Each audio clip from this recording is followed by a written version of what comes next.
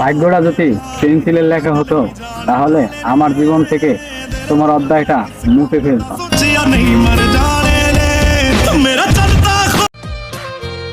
যে ভাগ্যে নেই তাকে গ্যালারিতে রেখেছি।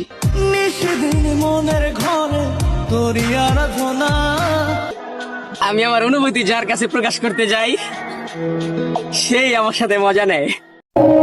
চায়ের কাপে ভিজানো বিস্কুটটাও একটা শিক্ষা দেয়। কারো তুমি এতটা ডুবো না যাতে তোমার ভেঙে পড়তে হয়।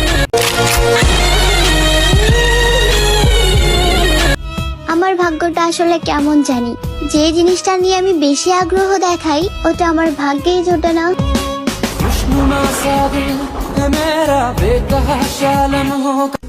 কোথায় খুঁজবো তারে?